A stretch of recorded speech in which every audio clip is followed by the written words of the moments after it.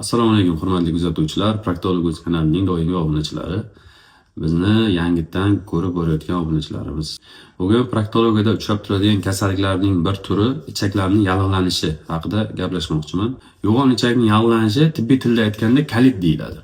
Kolit, ya'ni yo'g'on ichakning umumiy yallig'lanishi kolit deyiladi.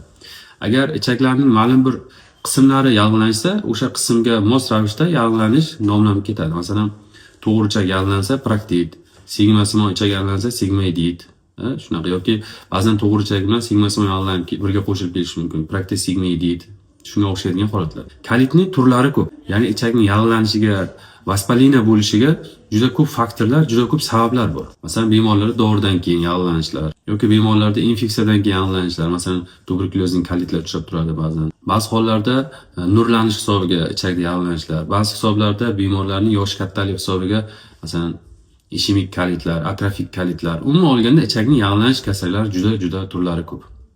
Shularning orasida bitta turi bor va bu juda ko'p uchrab turadigan turi va buning haligacha sababi noma'lum.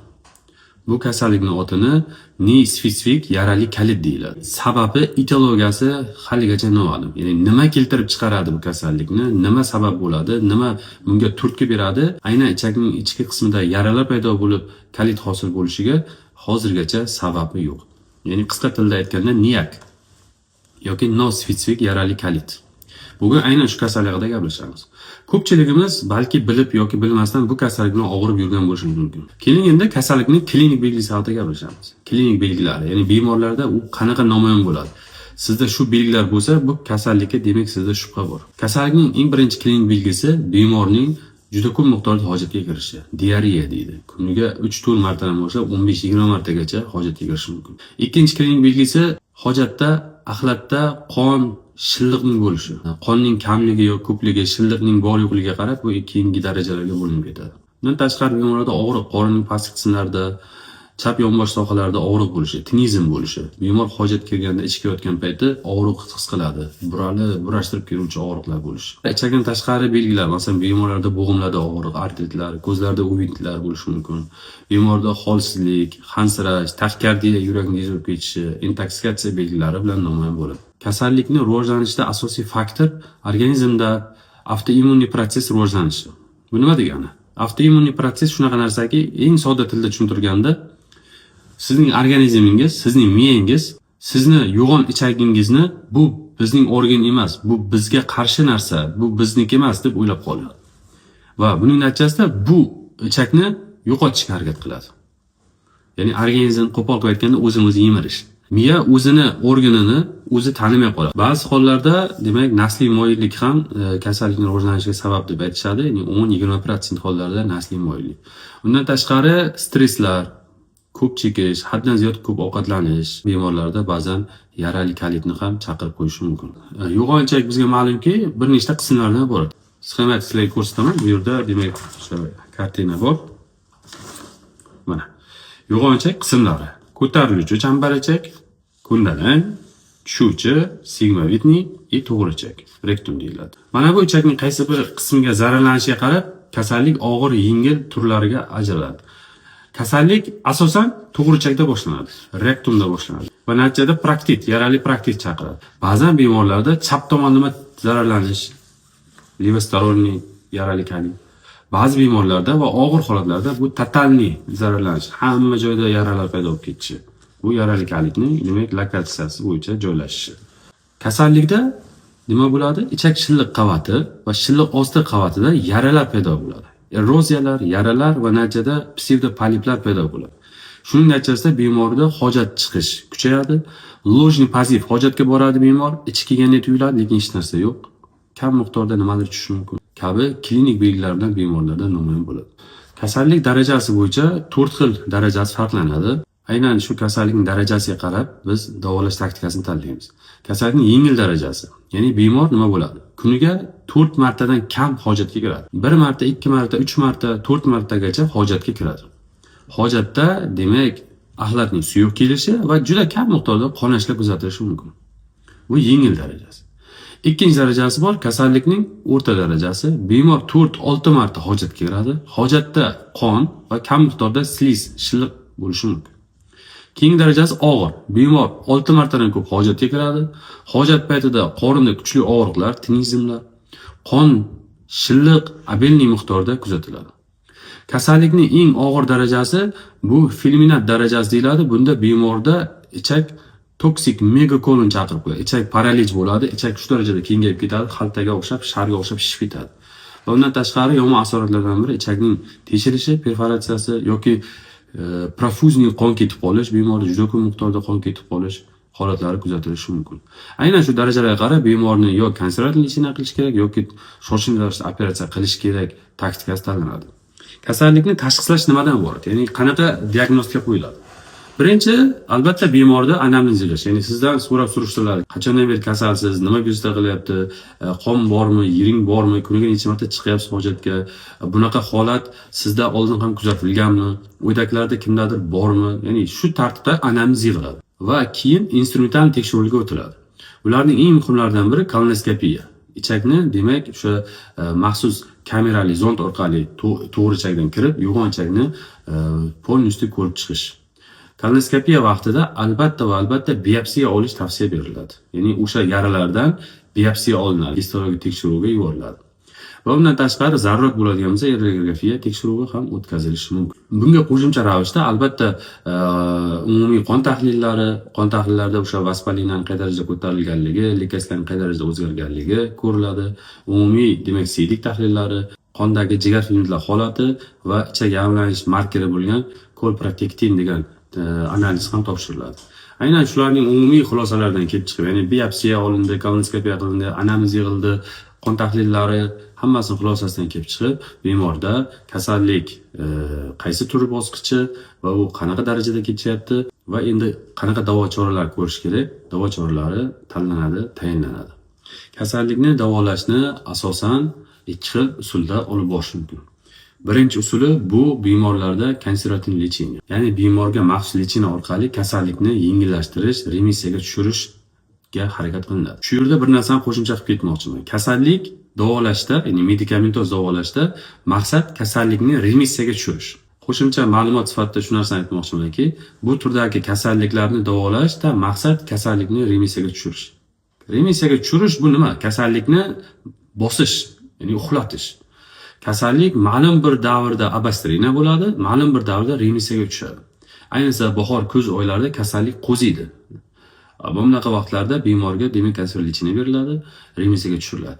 Ya'ni demoqchi bo'lgan kasallikdan bitta lechina oldingiz, bu bilan bo'ldi, qutulib keta olmaysiz.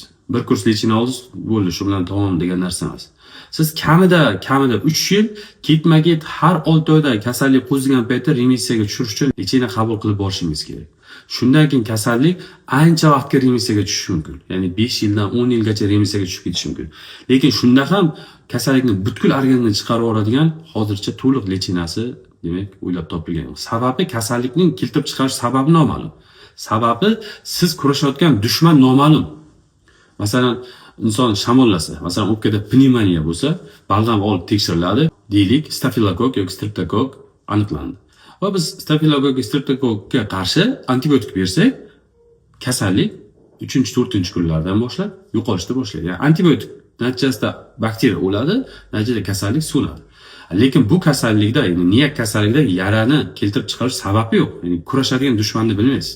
Shuning uchun hozirgacha tibbiyot hali bu kasallikning sababini aniqlamaganligi uchun kasallikni remissiyaga tushirish, qo'zigan payti yana remissiyaga tushirishga qarshi davo choralari berib boriladi. Albatta, davo choralarida dieta eng muhim ahamiyatga ega. Ya'ni bemorning ich ketishiga sabab bo'ladigan mahsulotlardan albatta uzoqlashish kerak. Bulardan eng birinchisi va eng muhimlari bu sut va sut mahsulotlari. Har qanaqasi. Bundan tashqari kletchatkaga boy mahsulotlar, har qanaqasi. Gazli mahsulotlar, spirtnoylar, achchiq mahsulotlar, yarim tayyor mahsulotlar, bularning har qanaqasidan cheklanish kerak bemor. Ya'ni bemor qattiq dietaga o'tiradi. Strogi, vrach belgilab bergan strogi dietaga o'tirmasa, bemorda natijada yomon asoratlar yuzaga kelib qolishi mumkin. Davolashda asosiy yo'nalishdagi dorilar bu anchadan beri qo'llanib kelingan dorilardan biri, bu 5-ASK preparatlari. Vaspalinaga qarshi preparatlar beriladi. Qo'shimchasiga kortikosteroidlar qo'shiladi, immunosupressivlar qo'shiladi, zarur bo'ladigan bo'lsa qo'shimcha oziqlantiruvchi, ya'ni tomir ichi infuziyalardan ham foydalanish mumkin. Va bu yerda o'sha beriladigan dorilar, yoziladigan o'sha infuziyalar, qilinadigan ukollar hammasi simptomatik, ya'ni simptomlarga qarshi, qon ketish boshlansa qon ketishga qarshi, ichakda yallanishga qarshi. Agar yallanishda dorilar kuch yetmayotgan bo'lsa, unda sal dozani oshirib, demak, kortikosteroidlar, gormon tabiatli preparatlar berish. Agar unda ham kuch yetmayotgan bo'lsa, immunosupressorlar, ya'ni immunitetni bosadigan dorilarni berish, bemorni o'sha holatdan chiqarib olishga harakat qilinadi. Ko'pchilik, ya'ni 70% hollarda bemorlarga to'g'ri taktika bilan lechena qilinsa, ya'ni o'sha berilgan tavsiyalar, yozilgan dorilar to'g'ri dozalansa, to'g'ri podbor qilinsa, bemorning o'sha holati yaxshi tomonga o'zgaradi. Ya'ni ichki ketishlar kamayadi, kuniga bitta ikkita axlatda qon, axlatda shilliq bo'lishi, qorindagi og'riqlar keskin kamayadi, bemor yaxshi holatga o'zgarishni boshlaydi. To'g'ri lechena qilinsa 70% hollarda.